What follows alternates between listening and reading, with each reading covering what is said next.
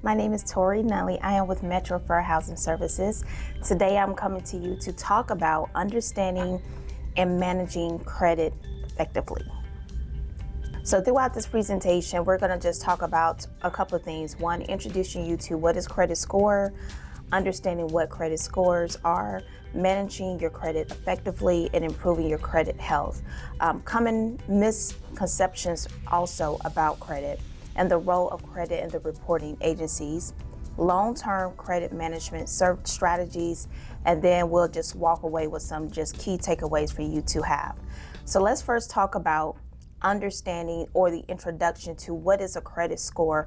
Most times when we talk about credit, everybody tries to lump everything in together, but there's a difference. You have a credit score and then you have your credit report. So let's talk about the basics of your actual credit score. Let's define what a credit score is. Credit scores are basically numerical representation of any individual credit worthiness, and that is derived from the credit history and their financial behavior. Very simply put, whatever you do as your behavior, as you're out and about doing your day-to-day, when it comes down to the financial institution, those things are then calculated by a number, which then states what is your credit worthiness. So in today's financial landscape, understanding credit scores is essential.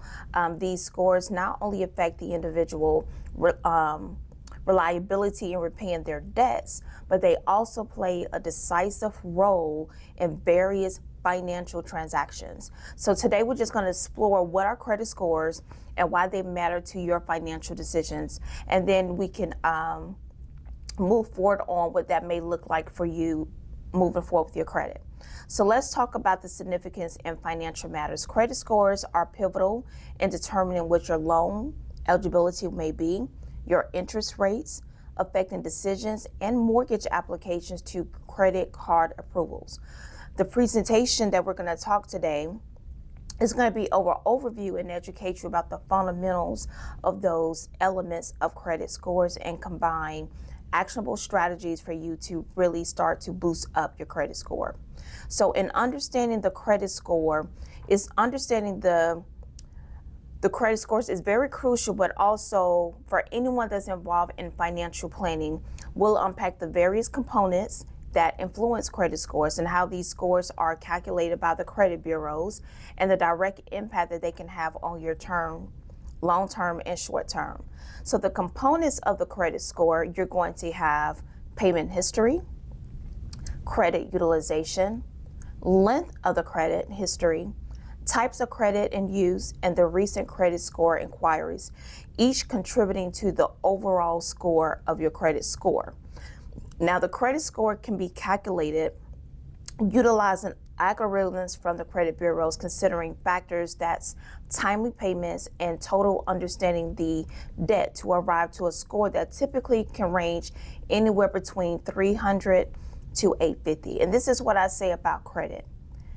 It doesn't matter where you are on that 300 to 850. If you desire to do something bigger inside of your credit profile, maybe you want to go purchase a house, maybe you want to get better insurance rates, maybe you want to go and purchase a car, maybe you're trying to get a loan to send your kids out to school, what have you. It doesn't matter if you have a desire to do any of those things, and maybe you're on the lower end of the credit score, you can improve your credit. It's all about the numbers. It's all numerical. It's all about the algorithms. So that's why I do never, ever get down about what your credit score is if it's on the lower end. Just know that there's always time to get things moving in the right direction. Now, the loan impact, higher credit scores generally will lead you to a lower interest rate on loans and significantly reducing the cost that you would pay over time.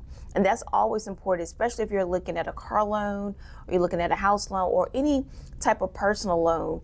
If you have a higher credit score, the interest rates are going to be lower, so you can possibly pay off that debt in a very timely manner versus someone that has a lower credit score and they have a higher interest rate and they have a bigger debt load. So when we talk about managing your credit effectively, the best credit practices for credit use, one, you want to utilize your credit cards wisely. utilizing credit cards as a tool to build rather than a source of debt. Let me repeat that. You want to utilize your credit cards wisely. You want to utilize your credit card as a tool to build versus a credit to get into further debt. And it's it's all about numbers. It's all about algorithms. So a very simpler thing is, let's say you have a credit card or you're trying to rebuild your credit. And maybe you have a subscription from Netflix or a Hulu account or whatever these Prime. What you can do, instead of getting a credit card to go out there and spend, what you can do is get that credit card, put one of those already subscriptions that you already use every single month, put that particular debt onto that credit card and put it on auto draft. So what does that mean? You're taking care of two things at one time. One, you're using the algorithm in credit, because in order to increase your credit score, you have to utilize the credit. You cannot just get a credit card and never use it, or be afraid to say, oh my gosh, I don't want to utilize my credit. No, what you want to do is get that credit, get that something very, very simple that you know you're going to pay every month, right? You put that Netflix on that credit card and you put that auto pay onto that Netflix. And what's happening is every month that Netflix is getting paid, but it's the same debt that you was going to pay on the other end. So you're really doing one thing and two. So you're not having a credit card in your pocket and you're going out there spending. No, you're utilizing that credit tool to build versus to get into further debt. You want to make timely payments. So making payments on time directly impacts your credit score. That's the biggest thing. When you look at the credit pie chart, the most thing that affects your credit score is timely payments. That's 35% of your credit score. So let's just say, for an example, you've been making a payment on time and you have like a 650 credit score. You've been making a payment on time. Maybe it's on your car note. You miss one 30-day payment. You can go from a 650 to a 610 just from one 30-day late. So when we talk about how do we build credit, one, you want to do the first strategy. You want to always be utilizing the credit. Again, it's a tool to build, not a tool to get in further debt. But you also want to make that payment on time. That's why I gave you the first example first. If you utilize something that you're already using and you pair it with putting that same that same debt on the auto pay, guess what that's going to give you? One, utilization of that credit and on-time payment. Because remember, that is 35% of your credit score. Then you want to manage the credit utilization, keeping that credit utilization under 30%. In my world, I like to say, let's keep it at 10%, 15%. So again, taking that same example, let's say you have a $500 credit card. You pay $8.90 or $7.99 on Netflix. $7.99 on a $500 credit card, that's under 5%. So guess what you're doing? That same example, you're utilizing that credit card as a tool to build from something as simple as a Netflix. You're making that auto pay on time, so now you're getting timely payments, because then you're doing the credit utilization, which is another 30%. So now you're keeping everything low, you're keeping everything on time, and you're utilizing it to build. It's that simple of a strategy. So that's one thing. Now we want to talk about how do we improve the credit health of it. So credit repair steps, taking proactive steps like addressing your discrepancy that's on the credit report and paying down existing debt, and essentially for restoring your credit health. I am an individual, I've been doing counseling for a long period of time. And I know there's a lot of different credit services that's out there that may tell you, pay this, pay me $99 a month, or pay me $199, and I do all this work for you. I like to be very transparent when it comes down to credit, because here's the thing. If your credit score is low at this point in time, and maybe it's been there for a period of time, period of years, that happened over time. So when we think about credit restoration, guess what? It's gonna restore over time. And I don't want you to do any quick fixes just to say you're trying to boost up your score. The best thing that you can do is, one, take that very proactive step that I just said, address any discrepancy that's on the credit report. Now, if it's something that does not need to be there, maybe you have went through identity theft or what have you, yes, those things needs to be disputed and it needs to come off that credit report. But here's the thing.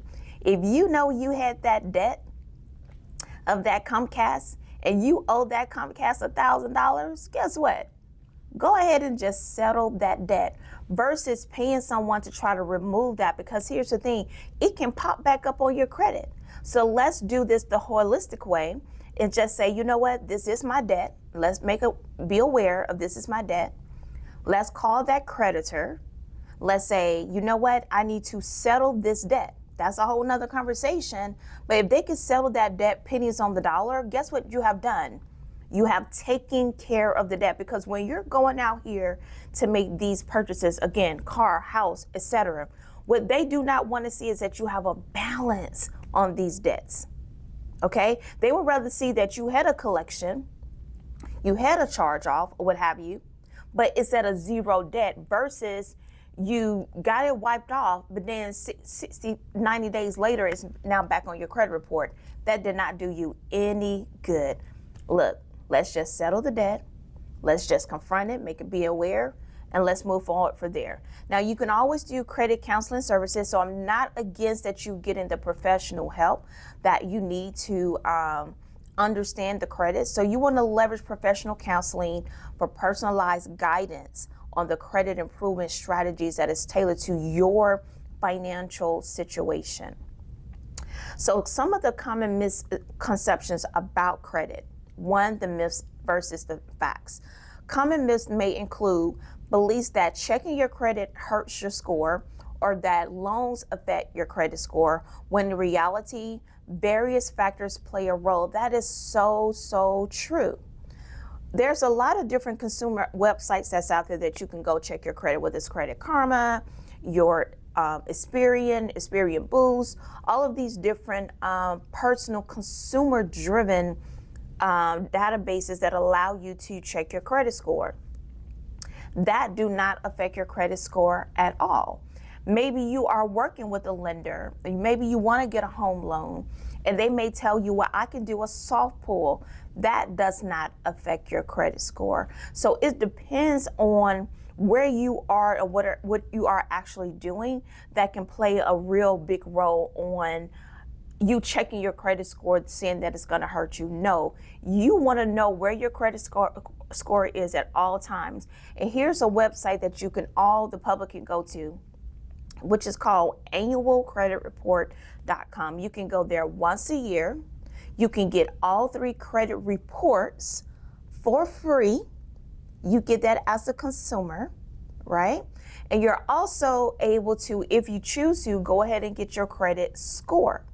But that's a free site that anyone can go on to check their credit score, their credit report once a year, so you can address anything that does not need to be on there. Another clarifying of a myth is understanding inquiries.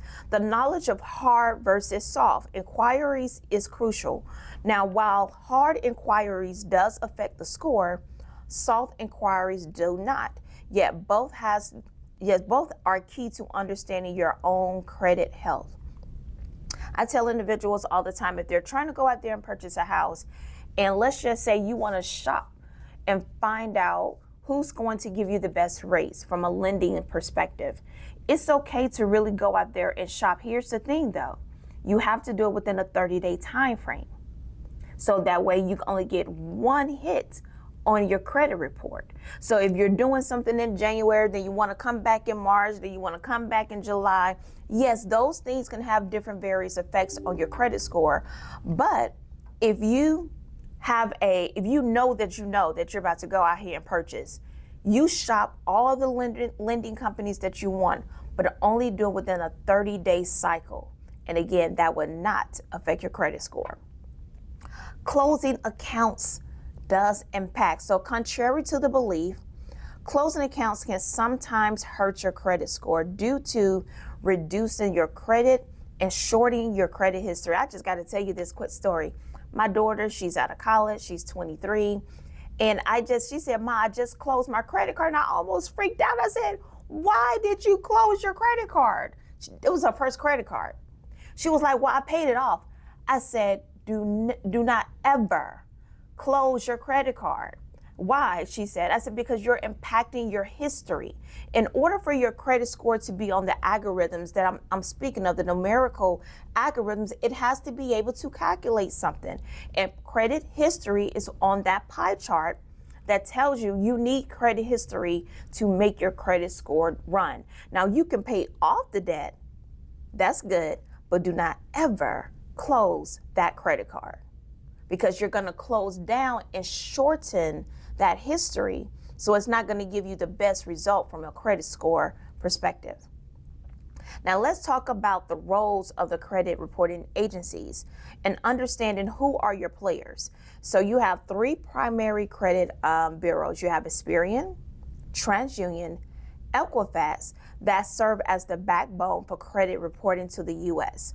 Each are just collecting and reporting credit history. They just data companies. So that's why it's very important for you to know, if you ever desire to choose to increase your credit, it can happen, because these are just data sources that's using that same concept of numerical algorithms to give you a score.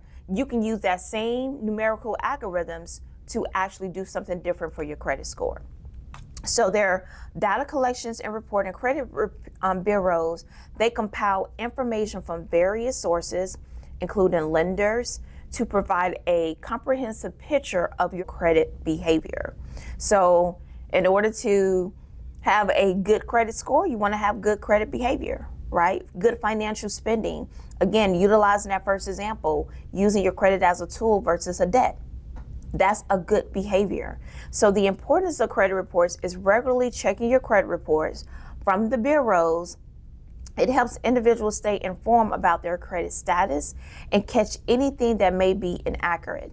Again, utilizing the annualcreditreport.com, getting your free credit report on all three bureaus. And you want that because what's may be reported on Experian may not be reported on TransUnion. What's reported on TransUnion may not be reported on Equifax. So you want to see what all three bureaus say, so you can see, is there lining up?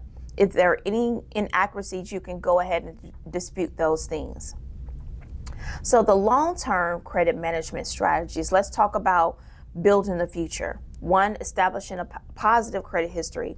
So that is constructing a solid credit history requires consistency, responsible of use of your credit over time. Again, utilizing that first thing. You know you want to use Netflix, right? You know you're going to be watching TV.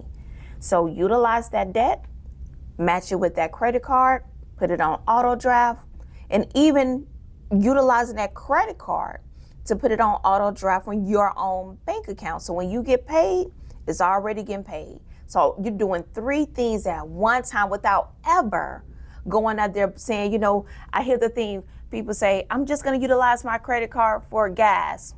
Come on now. That's not true. Because once you use it for gas, guess what you're going to use it for? Food. Once you use it for food, you're going to use it for all these other different things that just pops up in life, because life be lifing all the time. So I want you to utilize something that you know you're going to use consistently, so we can start building up that positive credit history. Then you want to do responsible usage. Long-term success in credit management hinges on the credit cards and your loans and balancing spending, repayment to maintain a healthy credit score. I cannot stress it enough. Go back to the first example. And then you want to plan for the future. Anticipating future credit needs such as loans for homes, education, student loans, what have you. Now, these things may come up. You may have a desire to purchase a house, to purchase a car, to get a student loan if needed. Now you just need to know how to utilize that credit to make those things work for you. So in conclusion, I hope these were some things that you can now take and start utilizing in your day-to-day life. Look at your credit report as if where you are right now and start saying, okay, how do I need to start putting these pieces together? So some key points recap. We've covered the basis of a credit score, how they are calculated, effective management and improvement strategies. And then we talked about the proactive management importance, actively managing your credit not only aids in achieving better finances income, but it also empowers individuals to take control of their financial future. So I want you to take control of your financial future. I don't care where you are on the spectrum, whether you at a low 300 or you at an 850, there's always room for improvement. Take this information, start really utilizing it in your day-to-day financial workings, and watch your credit score starts to improve. So I want to thank you for taking this time out. Again, my name is Tori Nunley with Metro for Housing Services. I look forward to servicing you in the future and to talk about credit even more and do some more deep dive into your own personal strategies on how to help you to improve your credit. So again, thank you so much.